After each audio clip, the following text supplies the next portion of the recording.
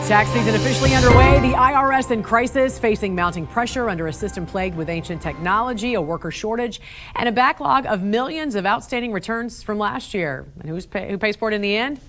You, the American taxpayer. Texas Congressman Kevin Brady recently said in a statement, although the IRS is facing a historically long backlog of tax filings, President Biden and congressional Democrats have failed to allocate even a dime to help taxpayers this tax filing season. The painful backlog and customer service failures at the agency have become yet another crisis for hardworking American taxpayers.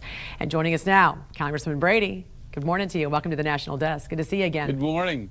Thanks for having me. Of course, the IRS understaffed, underfunded. You sent a letter to the IRS commissioner requesting that a plan be put in place to address this massive backlog. So what did you hear back from the IRS, and what adjustments are they making to try and get this backlog under control?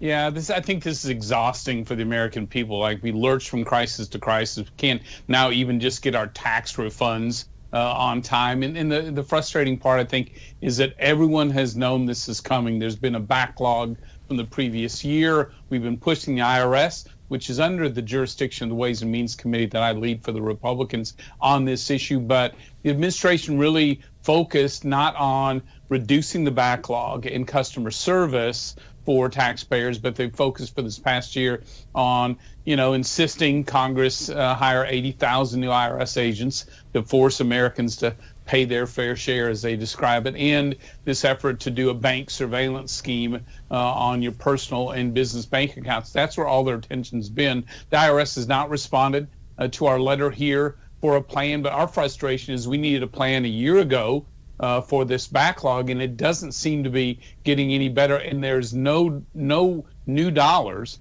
allocated from the Biden administration to help them reduce this backlog. So, Congressman, let's talk about how the average American is going to be affected as a result. How much of a delay could we potentially see refunds being delayed? So good rule of thumb is, look, if you can do it electronically, get that deposited directly to your account, that's clearly going to be the shortest period for you. Could be under a month.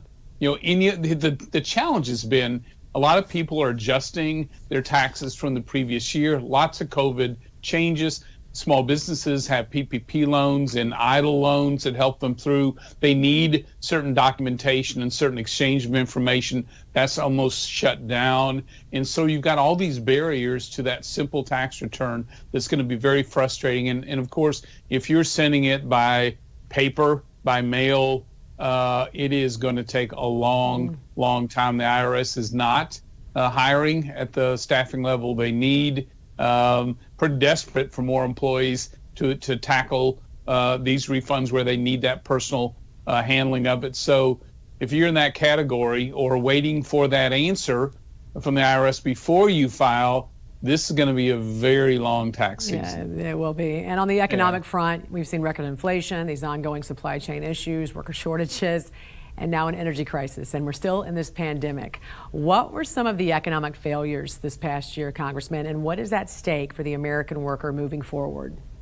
Yeah, 2021 should have been a banner year. In fact, experts predicted maybe would have been the best economic year perhaps in history, because there were so many advantages coming into the year: life-saving vaccines, regions reopening, a stronger recovery than expected in 2020, and of course trillions of dollars of COVID relief in the economy. Instead, the president missed all three of his quarterly projections, and we'll learn tomorrow. I predict he'll have missed all four of them. He's about 1.1 million jobs short of what he promised from that big $2 trillion COVID stimulus. Obviously, inflation has wiped out 3 years of the gains workers have gotten since Republican tax reform.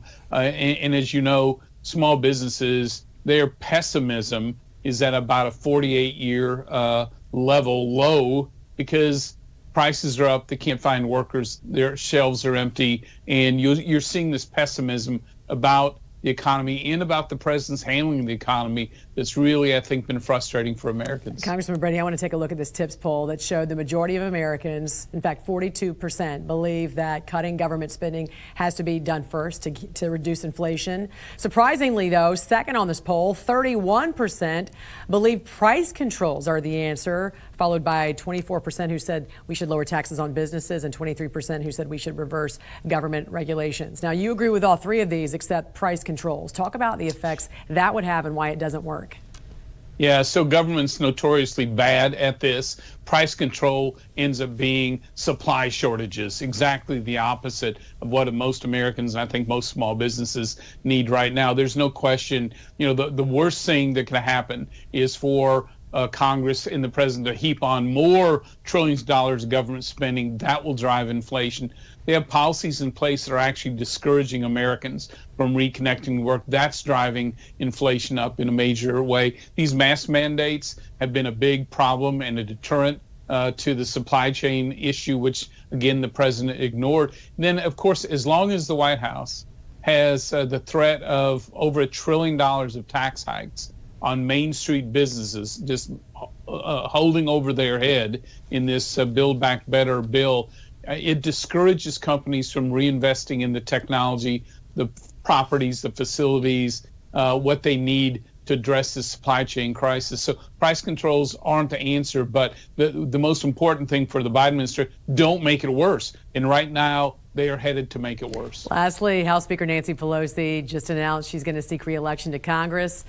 Congressman Brady, if Republicans take over the House, who do you see as Speaker? And also, I read you are not seeking re-election. Why not?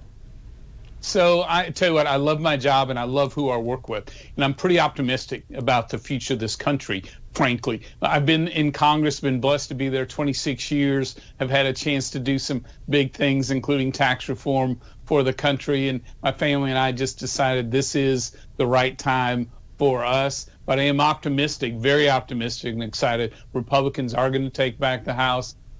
This will be Nancy Pelosi's last term as Speaker, in my view. And I think we've got a chance to put in place the checks and balances against this very radical socialist agenda.